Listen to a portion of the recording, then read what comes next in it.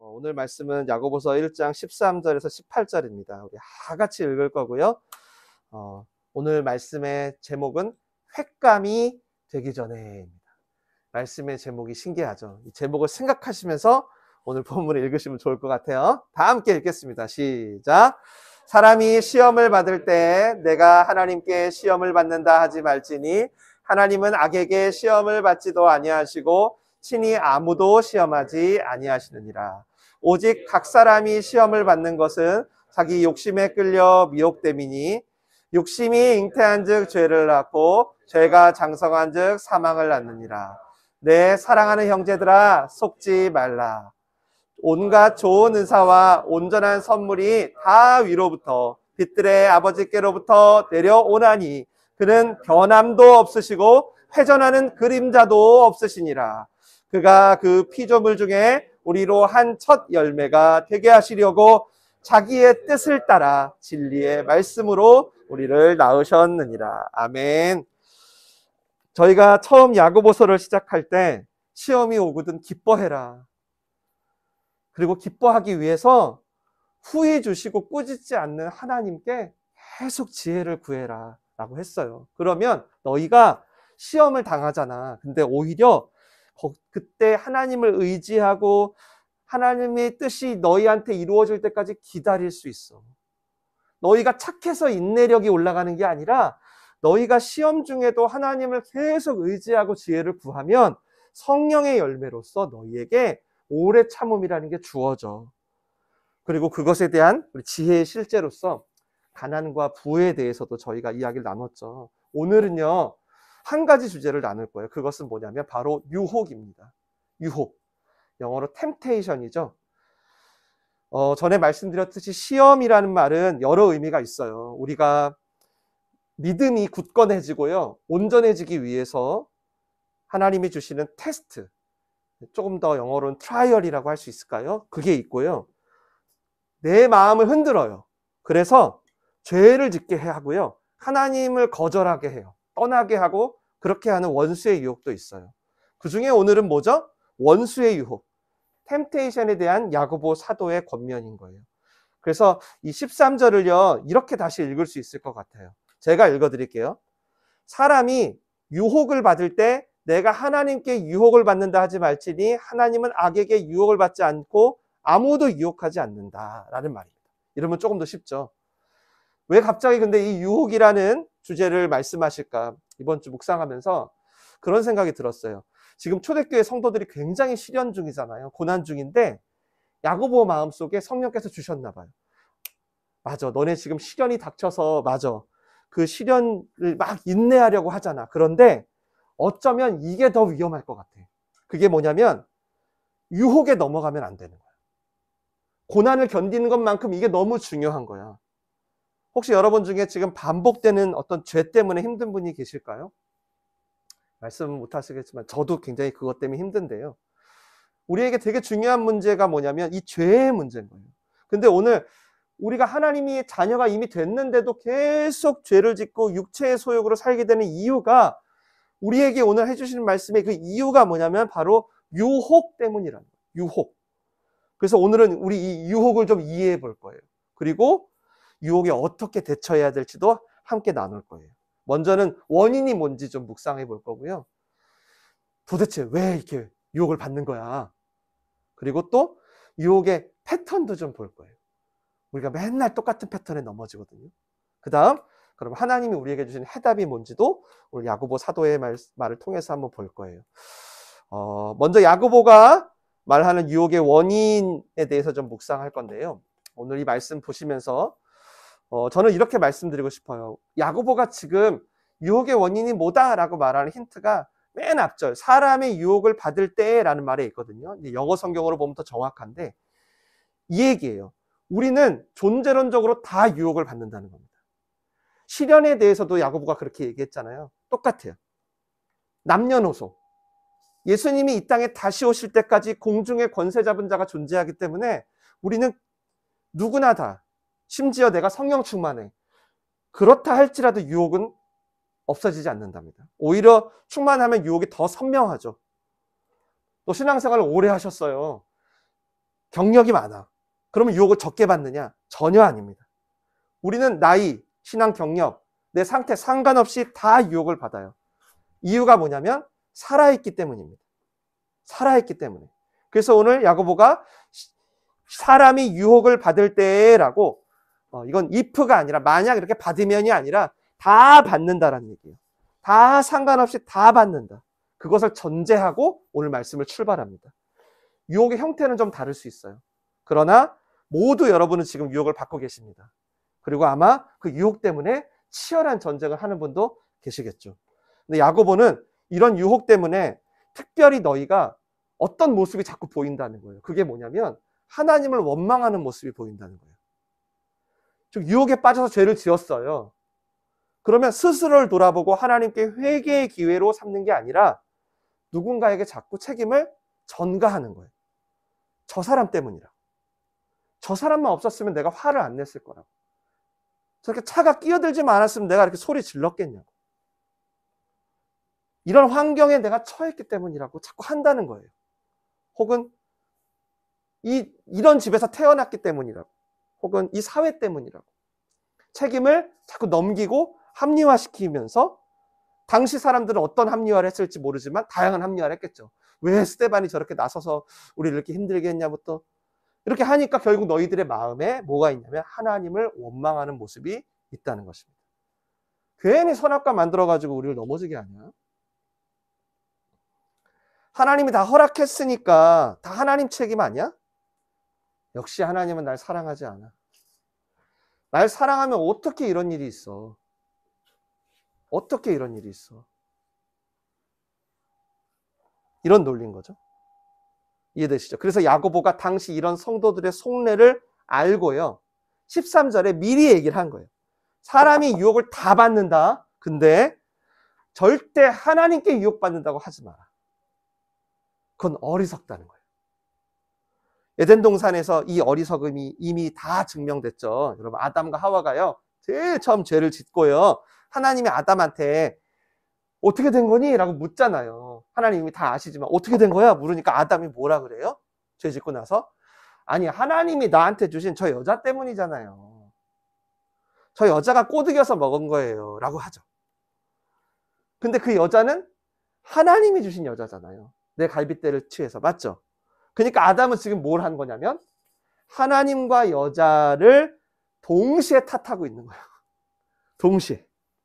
그리고 이제 하나님이 이제 하와에게 묻습니다. 하와는 또 누구를 탓하죠? 저 뱀 때문이라고. 저 뱀이 꼬셔서 어쩔 수 없이 먹게 됐다고 합니다. 이렇게 유혹에 빠지고 자신이 선택했음에도 누구를 블레임하는 것은 죄성을 가진 인간의 아주 본성적인 어리석음인 거예요. 하나님이 우리를 온전하게 하기 위해서 어떤 시련을 잠깐 허용할 수는 있어요. 그렇지만 여러분 그게 유혹의 원인은 아니라는 것입니다. 만약 유혹의 원인을 우리가요 하나님께 돌리잖아요. 그럼 그때부터 우리랑 하나님과의 관계가 이상하게 꼬이기 시작합니다. 물론 하나님은 선한 의도로 테스트를 하세요. 근데 그건 아브라함처럼 믿음을 좋게 하는 테스트지 악한 의도로 유혹하지 않아. 그러니까 요셉의 형들이 요셉을 팔아먹고 다윗이 밧세바를 간음한 것은 하나님의 테스트 하신 게 아닌 거예요. 요셉의 형들이 자기 욕심에 이끌려가지고 다윗이 자기 음욕에 빠져서 그런 거죠. 그래서 잠언에도 그런 말씀이 있잖아요. 사람이 미련함으로 자기를 굽게 하고 마음으로는 여호와를 원망하느니라. 여러분 하나님을 만약에 우리가 유혹의 원인으로 삼잖아요. 우리는 더 이상 갈 데가 없어요. 갈 데가 없어요. 어디서 도움을 받고 어디서 용서받겠어요. 늘 아담과 하와처럼 서로 원망만 하겠지. 우리 서로. 내가 유혹에 넘어간 건 생각도 안 하고 원인을 하나님께 찾으면 계속 유혹에 빠집니다. 그래서 야고보 사도가 그걸 알고 절대 하나님을 탓하지 말라는 거예요. 그럼 우리가 당하는 모든 유혹은 어디서 오는 거냐? 우리 14절을 읽어볼게요. 시작. 오직 각 사람이 시험을 받는 것은 자기 욕심에 끌려 미혹됨이니. 각 사람이 유혹을 받는 것은 자기 욕심에 끌려. 바로 우리가 당하는 유혹의 근본적인 원인은 우리의 욕심 때문이라는 겁니다. 즉 우리가 원한 거예요. 여기서의 욕심이 아주 중요한데, 욕심은 다양한 번역들이 따로 쓰다 보니까 제가 오늘 이걸 좀 정리해야 돼서 desire이라는 말로 쓰였어요. 그러니까 우리의 한국말로 바꾸면 바램, 어떤 나의 원함, 나의 욕구 이런 게 되겠죠. 그러니까 이 desire이라는 것 자체는 문제가 아니에요. 뭐냐면 이 욕구 자체는 부정적인 게 아니에요. 내가 먹고 싶고 피곤해서 쉬고 싶고 뭘 가지고 싶고 성장하고 싶고 돈 벌고 싶고 이런 욕구들은 말 그대로 절대 그 자체로 나쁜 게 아니에요. 이게 없으면 오히려 안 돼요. 이게 있어야 돼요. 그래야 우리가 자격증도 준비하고 그래야 우리가 뭔가 가치 있는 삶을 살아가려고 하죠. 이거는 인간이 이 땅에 태어나서 살아갈 수 있게 하신 하나님이 처음부터 넣어주신 DNA 같은 거예요. 그런데 문제가 뭐냐면요. 바로 이 DNA가 하나님이 우리를 위해서 세우신 그 바운더리 안에서 관리가 되면 참 좋은데 우리가 그걸 떠나기로 한 거예요. 바로 죄죠. 내가 내 욕구 관리할게요. 해버린 거예요. 그래서 하나님이 주신 자유의지로 무언가를 추구하는, 원하는 그 욕망이라는 걸 이제 컨트롤하지 못하게 된 겁니다. 그래서 욕망이 때로는 이기적으로 막 흘러요. 나만을 위해서. 그 욕망이 막 지나치고 하나님의 질서를 막 넘어가요. 그럴 때 오늘 야고보가 말하는 거예요. 그것은 그냥 desire가 아니라 evil desire라는 거예요. 악한 욕망이라는 거예요. 그걸 욕심이라고 번역한 거예요. 그래서 영어 성경들은 이 욕심을 evil desire라고 번역해놨어요. 악한 욕망. 그래서 이 욕심이 이거예요. 유혹을 계속 잡아당깁니다. 그걸 지금 야고보가 설명한 거예요. 꼭 자석이에요. 저희의 욕심이. 그리고 유혹들이 쇠붙이라고 생각해 보세요. 막 끌어들이는 거예요. 예수님이 다시 오실 때까지 여러분 이 유혹이 이 쇠붙이가 충만한 세상에서 우리는 살아야 돼요. 그래서 우리 욕구 자체가 악하다고 할 수는 없어요. 그러나 욕구가 성령 안에서 컨트롤되지 못하면 자꾸 악한 방향으로 흘러갈 수 있다는 걸 알아야 합니다. 제가 좋아하는 tilly라는 신학자가 쓴 책에 예화가 나와요. 어느 날 어린아이가 큰 소리로 우는 거예요. 깜짝 놀라서 어른들이 왜 울어? 그랬더니 이 애가 그 집에 갑오 같은 도자기가 있어요. 큰 도자기인데 거기 도자기 안에 손을 집어넣은 거예요. 근데 이 손이 안 빠지는 거예요. 입구에서. 막 울면서 소리를 지르고 부모들은 손 빼려고 난리가 났어요. 도저히 도자기 아구에서 빠지질 않았어요. 이런저런 시도를 했어요. 도저히 안 되니까 어떻게 했어요? 아이가 이제 막 거의 탈진하려고 그러니까. 할 수 없이 그 귀한 도자기를 깨뜨리기로 합니다. 가보라. 너무 아깝지만. 아이의 손보다 귀하진 않으니까. 그 도자기를 하나, 둘, 셋, 땅 깨뜨렸어요. 그리고 그 순간 부모님들은 놀라지 않을 수가 없었습니다. 왜냐하면 손이 빠지지 않던 이유를 그때 알았거든요. 이 철없는 아이가 그 도자기 안에 자기의 본래 동전들을 감춰놓은 거예요. 거기다. 그래서 이제 동전을 꺼내려고 한 움큼 주먹에 쥐고 나니까 손이 도자기에서 안 빠지는 거죠. 안 빠지는 거예요. 동전만 놓으면 손이 빠지는데 이 동전에 대한 욕심과 집착 때문에 주먹을 쥐고 있는 거예요. 결국 비교도 할 수 없는 훨씬 가치 있는 갑오를 깨뜨릴 수밖에 없었던 거죠. 내가 먹어야 돼요. 근데 먹다 보면 먹지 말아야 될 선까지 넘게 되는 거예요. 내가 사랑을 해야 되는데 사랑해야 될 질서를 넘어서까지 막 하는 거예요. 집착하게 되고. 내가 신발을 사야 되는데 집에는 신발이 한 30켤레 있어요. 성공을 하고 싶어. 성공을 위해서는 수단 방법을 가리지 않는 거예요. 그게 지나친 욕망이 유혹과 만나게 되는 지점이에요. 욕구 자체는 괜찮아요. 문제는 여러분의 삶에 유혹은 항상 있다는 겁니다. 그래서 그거에 컨트롤되지 않는 욕망이 이 유혹을 끌어들여요. 그럼 갑자기 우리의 원래 자리에서 일탈하게 되죠.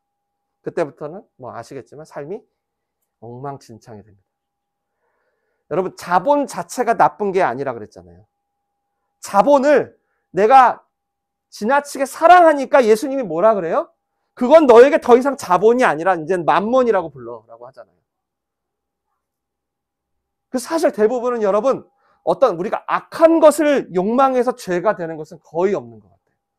대부분은 뭐냐면 자연스러운 우리의 욕망이 있어요. 근데 그게 지나쳐요.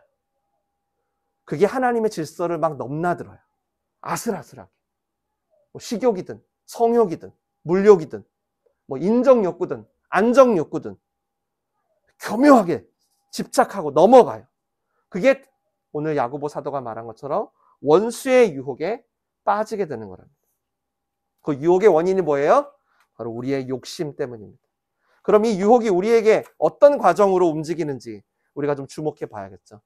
이 14절에 있어요. 제가 두 단어를 주목하고 싶어요. 하나는 끌려라는 단어고요. 또 하나는 미혹이라는 단어예요.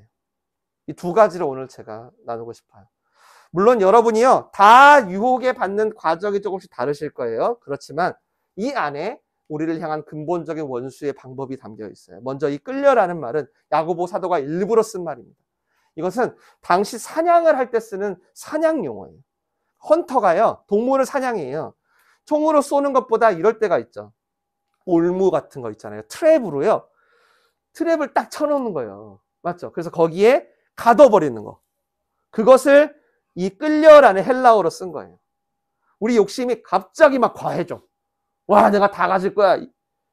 그러지 않아도 그냥 가만히 있어도 끌려간다는 걸 염두에 두고 쓴 말이에요. 가만히만 있어도. 늘 유혹의 그물에 걸린 상태. 이 트랩에는 그래서 점점 우리를 무감각하게 하는 유혹에 노출시키는 특징이 있어요. 자연스럽게 끌려가는, 꼭 다윗처럼.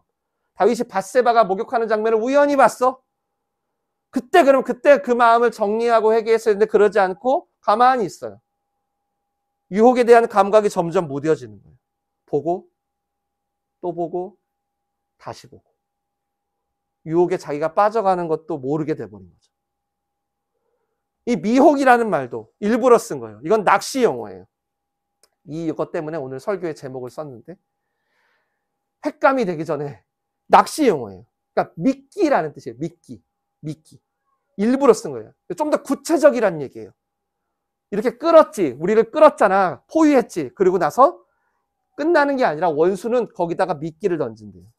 낚시할 때 해보신 분 알겠지만 물고기 유인하려고 뭐가 있어요? 지렁이나 뭐 떡밥 같은 거 하죠. 그래가지고 고기를 걸리게 해가지고 횟감으로 만들려고. 유혹에 우리가 빠지는 패턴이 이렇다는 거예요. 사탄이요, 우리가 가장 잘 무는 미끼가 뭔지를 안대요. 누구는 식욕, 누구는 성욕, 누구는 인정욕, 어디가 하나님의 질서를 잘 벗어나는지를 너무 잘 아는 거예요. 그러니까 어떻게 할까요? 구체적으로 우리한테 맞는 미끼를 사용하는 거예요. 언제나 그래서 신기하게 우리한테 유혹은 최적화돼서 와요. 정말. 아주 구체적으로. 저는 이제 인정 욕구가 늘 아슬아슬하거든요. 그러니까 아내가 조금만 뭔가 제 의견에 반대해도 충분히 반대할 수 있는데 그게 나를 무시하는 것처럼 들릴 때가 있어요. 거기서 제가 그 지렁이를 덥석 물어버리잖아요. 그러면 이제 인정받고 싶은 욕구가 잉태하는 거죠. 욕심이 잉태해요. 그러니까 인정받지 못하는 것 같으니까 함부로 말하고 화를 내고 거기서 더하면 죄가 장성하는 거죠. 가정 깨지는 거예요. 지렁이 한 마리로. 이게 사단의 패턴이라는 거예요. 사람마다 약한 것에 이렇게 미끼를 던진다는 거예요. 전에 제가 사역할 때 명품을 좋아하는 우리 자매 리더가 있었어요. 뭔가 은혜 받은 명품이 땡긴대. 참나 이런 사람 참 많네. 은혜를 받으면 명품이 땡긴대요. 이게 어떻게 이해해야지. 명품에 대한 욕구가 확 올라온대요. 자매가 어느 날 너무 힘든 일이 생겨가지고 산책을 갔어요. 산책을 갔는데 누가 명품 백을 들고 가더래요. 근데 자기가 돈이 없었어요. 정말 스치듯이 봤거든요. 스치듯이. 근데 내 마음속에 나도 저거 필요해 라는 마음이 들더니 조금 더 지나니까 나 이거 없으면 사람도 아니야. 이거 없으면 나 안 행복할 거야. 막 이게 점점. 그러다가 인터넷을 돌아다니다가 지렁이를 본 거죠. 지렁이를 보고 어떻게 됐을까요? 아니, 공부가 중요해? 공부도 다 행복하려고 하는 건데 이게 지금 내가 행복해지는 길이야 하면서 모아둔 등록금으로 글쎄 긁은 거예요. 한 일주일간 너무 기분 좋죠. 막 인스타에도 올리고 막 너무 행복해요. 근데 그리고 좀 지났는데 점점 우울해지는 거예요. 왜죠? 카드값이 나오니까. 등록금 내야 되잖아요. 아, 또 난 왜 이 모양이지? 너무 싫다. 스스로 자책하면서. 또 힘드니까 또 기분 전환하려고 어딜 가요? 또 산책을 가요. 산책까지 가는데 이번에 저 신발 봐라. 저 사람 신발 예쁘네. 내가 저 신발 사면 슬픔이 없어질 거야. 그러니까 잉태하는 거예요. 계속. 너무 많죠. 저는 식욕도 있어요. 어느 날 저는 막 3끼, 4끼 간식까지 막 먹어요. 배도 부른데. 그냥 맛있어 보이면 먹어요. 그 자극적인 달고 짠 맛에. 그리고 새벽 내내 힘들어요. 그러면 막 갑자기 새벽 예배에 빠지고 싶은 생각이 들어요. 빠지면 안 되잖아요. 성도님도 어떻게. 진짜로 그런 생각이 들어요. 그리고 저 청년 때는요. 여러분 계속 제 얘기한다고 저만 나쁜 놈 만드시면 안 됩니다. 여러분을 다 돌아보시라고 하는 거예요. 아이고, 저를 목사가 돼가지고 이러면 안 돼요. 여러분. 저를 개방하는 것은 여러분을 돌아보라고 하는 겁니다. 눈빛이 좀 이상해가지고. 저는 청년 때는 뭐가 힘들었냐면, 예를 들면, 예수님을 믿으니까 선명하잖아요. 더 유혹도 잘 보이거든요. 그러니까 어느 날 이제 큐티를 해야지 마음을 먹었어요. 그리고 책상에 앉아요. 그럼 책상에 컴퓨터가 있다는 이유만으로 갑자기 무슨 생각이 드냐면, 게임 10분만 해야지라는 생각이 들어요. 끌려요. 그러면서 내가 쉼을 얻으려고 성경을 핀 거잖아요. 영혼의 쉼으로 성경을 폈는데 이제 성경을 보는 건 일이 돼버리고요. 게임하는 게 저한테 쉼이 돼버려요. 왜냐하면 이 내 쉼의 욕구를 여태까지 계속 게임을 통해 썼거든요. 내 쉼의 욕구가 계속 방치돼 있다가 어느 날 미끼에 또 물리는 거예요. 그렇게 성경을 덮어요. 10분 스타크래프트를 합니다. 1시간? 2시간? 3시간? 밥도 안 먹어요. 4시간, 5시간. 여러분 이게 죄일까요? 여러분 제 책상에 컴퓨터가 있는 게 죄일까요? 아니면 스타크래프트 게임이 죄일까요? 아니에요. 인스타그램도, 명품도, 게임도, 가방도 절대 죄가 아니에요. 그러나 그것이 원수의 미끼일 수 있다는 거예요. 그 욕구가 선을 넘어서 죄를 낳을 만한 미끼일 수 있는 거예요. 심지어 그 죄가 이 말씀처럼 사망을 낳을 수도 있게 하는. 청년 때 이런 게 너무 많았어요. 게임 다 했어요. 5시간. 쉰 거 같을까요? 아니요. 천만에. 완전 답답해요. 그러면서 내 건강의 죽음, 내 미래에 대한 죽음, 영혼의 죽음들이 따라와요. 이게 얼마나 원초적인 과정이냐면 여러분, 인류의 첫 시작에 사탄이 절대 아담과 하와를 막 협박하나요? 니네 안 먹으면 죽는다. 니네 이거. 천만의 말씀. 그저 뭘 건드려요? 그 욕망을 건드려요. 그러면서 그저 스쳐 지나갔던 선악과가 자꾸 보게만 뚫어져라 보게 되죠. 먹어야 될 게 있고 먹지 말아야 될 게 있는데 이 가이드가 있는데 마치 이걸 먹으면 나도 하나님처럼 될 수 있어라는 유혹과 딱 만나자. 어때요? 전에 내가 하나님의 통치 안에 있을 때는 이런 소리가 잘 안 들렸어요. 이런 유혹. 근데 어느 순간부터는 안 죽어, 자식아. 먹어. 오히려 너 하나님처럼 돼. 이게 점점 크게 들리는. 그리고 스쳐 지나갔던 선악과가 이제는 점점 보암직하고 먹음직스럽게 탐스럽게 보이는 거예요. 결국 이 욕망이 여러분 이 하나님의 가이드를 넘어서 유혹과 연결되잖아요. 그러면 내가 그동안 하나님과 맺었던 언약, 그동안의 관계, 이 모든 것들이요 순식간에 하찮아 보입니다. 정말이에요. 저걸 안 먹으면 죽을 것처럼. 요즘 우리 표현으로 하면 정말 사람을 환장하게 만들어요. 다윗이 간음하는 과정도, 형들이 요셉을 파는 과정도, 모세가 반석을 때려버리는 과정도 다 이 패턴이에요. 그때부터는 이성, 의지, 내가 신실했던 경험 다 무용지물이에요. 이게 사단의 전략입니다. 지금도 다 이걸로 무너져요. 여러분도 그러실 텐데.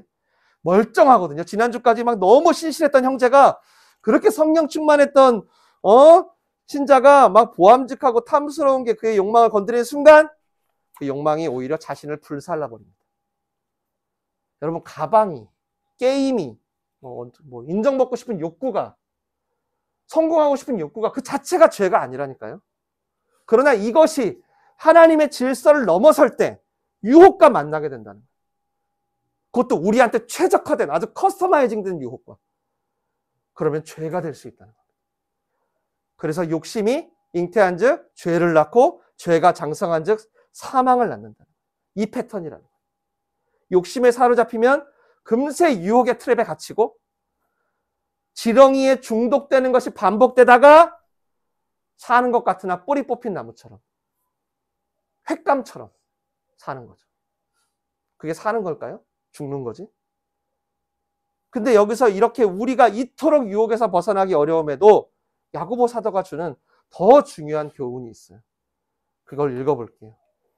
시작. 내 사랑하는 형제들아, 속지 말라. 온갖 좋은 은사와 온전한 선물이 다 위로부터 빛들의 아버지께로부터 내려오나니 그는 변함도 없으시고 회전하는 그림자도 없으시니라. 아멘. 우리는 보통 유혹을 당하면 보지 마. 참아. 컴퓨터를 버려. 뭐가 있을까? 나를 밧줄로 묶어. 막 완전 금욕주의죠. 여러분, 이건 하나님의 답이 아닙니다. 감사하시죠? 이건 하나님의 답이 아니에요. 절대 아니에요. 하나님은 그래서 우선 속지 말라 그래요. 속지 마라고 하죠. 내 사랑하는 형제들아, 속지 마. 먼저는 하나님이 너희에게 유혹을 준 게 아니야. 그 유혹은 너희의 욕망의 결과로 생각날 거야 라고 얘기하시는 거예요. 그렇게 하나님을 원망하거나 환경을 일단 탓하지 마. 너희가 하나님을 원망하면 이 유혹에서 벗어날 기회를 가질 수가 없어 라는 거예요. 그리고 또 이 말씀은 이런 뜻이 있어요. 너희 욕심을 건드린 사단 있지. 사단의 계략에 속지 마. 너 이거 꼭 가져야 된다. 이거 없으면 너 불행해. 야, 하나님의 질서 안에 들어가면 재미 하나도 없어. 그동안 너가 좋아했던 거 다 못해. 맨날 할렐루야만 더럽게 시키고 더럽게 재미없는 천국에 보낼 거야.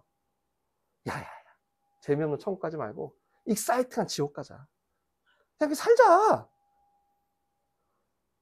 하나님의 질서에서 벗어나는 게 만족을 주고 행복을 준다는 이 유혹에 속지 말라. 여러분, 사단의 유혹이 우리에게 힘든 게 있어요. 달콤함 때문에. 근데 그 달콤함은 여러분 잠깐이에요. 찰나 같아요. 그리고 우리를 트랩에, 그리고 미끼에 결국 먹히게 만들어요. 우리의 모든 욕구는 여러분 하나님의 창조 질서 안에서 온전한 선물이 되는 거예요. 그걸 믿으시기를 간절히 축원합니다. 물고기가요, 물속에서 놀 때 행복하도록 창조하셨어요.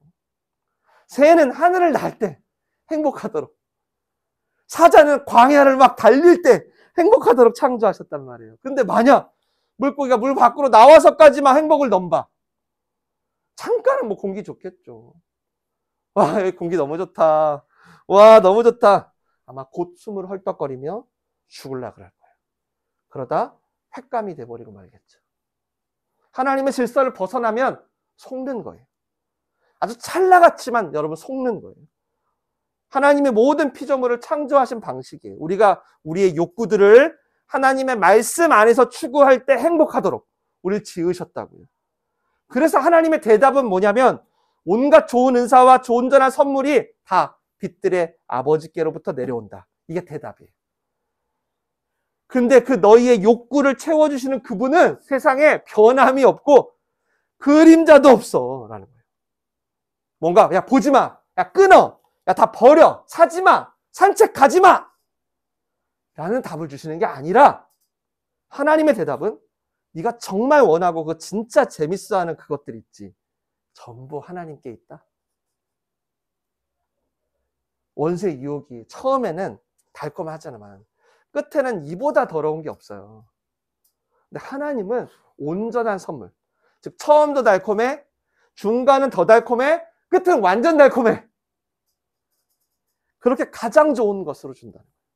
정말 내 인생을 빛나게 해줄 좋은 것들은 다 빛들의 아버지께로 온다는 거예요.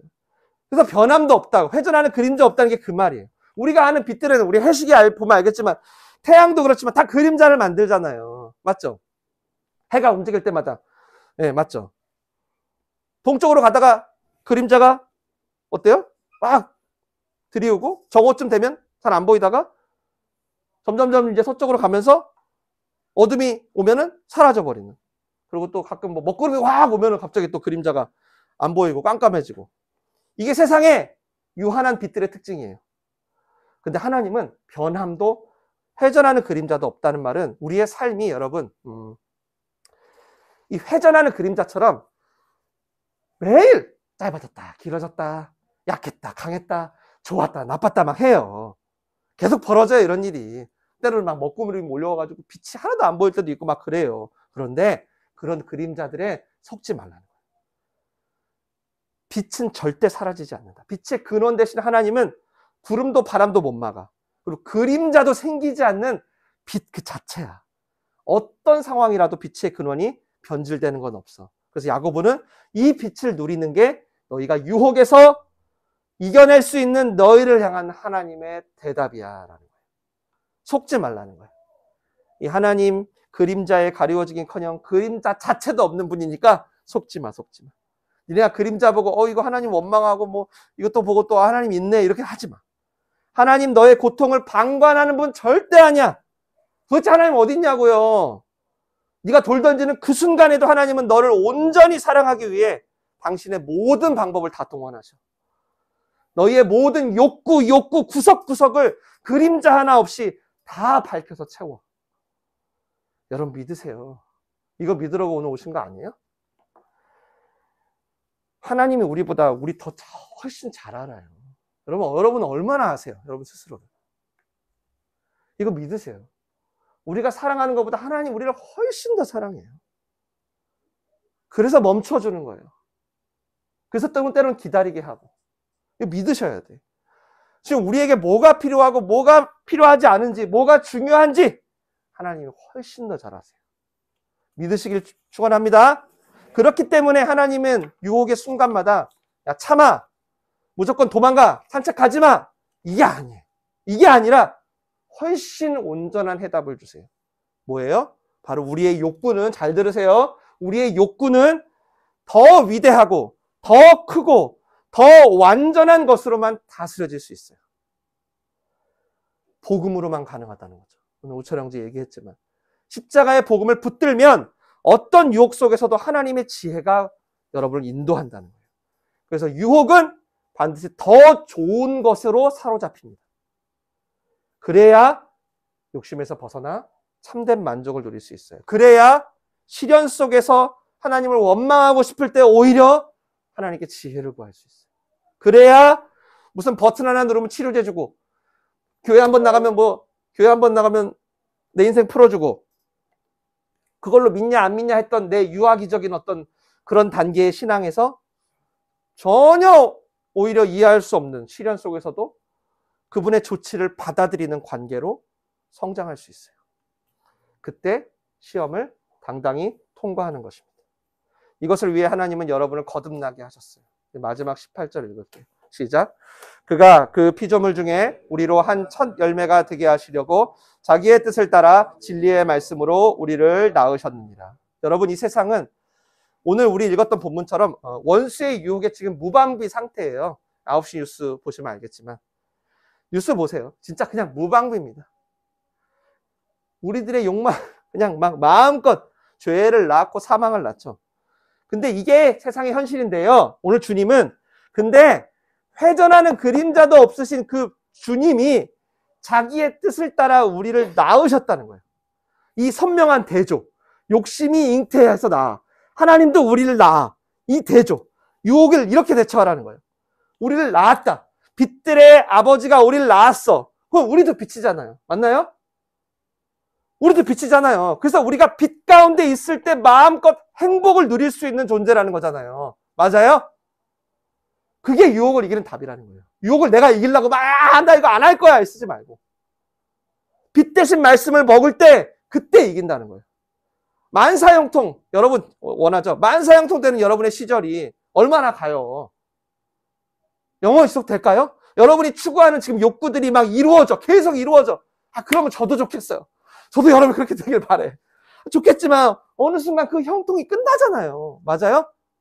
여러분이 생각하는 형통이 끝난다. 우리의 삶은 이해할 수 없는 내 계산법으로는 도저히 해결되지 않는 수많은 일이 벌어진단 말이에요. 그때마다 시련의 과정, 하나님의 지혜가 나타날 기회로 삼고 그때마다 유혹은 당당히 하나님의 빛으로 통과할 기회로 삼아야 되는 거예요. 보통 유혹을 당하면 성경은 영적 전쟁이라고 그래요. 근데 여러분, 그 싸움이 있기 전에 이미 승패가 결정되는 거예요. 잘 들으세요. 싸움은 그 시점, 내가 싸우는 그 시점은 그 전에 먹는 시절 때 결정돼요. 먹는 시절 때 누가 잘 먹었냐. 유혹을 당하기 전에 먼저 빛 대신 말씀을 먹고, 유혹을 당하기 전에 먼저 내 욕망을 하나님의 질서 안에서 해석해보고, 유혹을 당하기 전에 하나님의 십자가의 복음을 오늘 우철 형제님이 얘기한 것처럼 매일 누리라는 것입니다.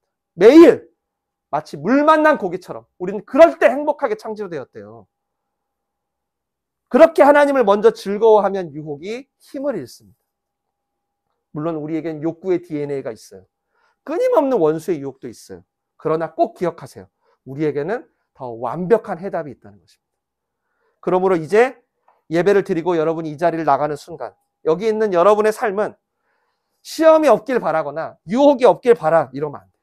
시험 없고 유혹 없이 편안하게 살라고 태어난 삶이 아니라는 걸 받아들이세요. 모든 유혹을 이기고 어둠을 뚫는 빛이 되라고 다시 태어난 삶이라는 걸 받아들이세요. 그게 여러분이에요. 그게 그림자도 없으신 완벽한 그 빛, 그 빛을 항상 바라보길 바라요. 여러분이 그 빛을 바라보는 걸 뭐 기도라고 부르시든 찬송이라고 부르시든 묵상이라고 부르시든 교제라고 하시든 뭐라고 부르시든 상관없어요. 시간이 날 때마다 그리고 유혹이 시련이 있을 때마다 제발 좀 바라보세요. 그때 여러분의 욕구가요 마치 물 만난 고기처럼 충족될 거예요. 그러면서 유혹을 통과할 겁니다.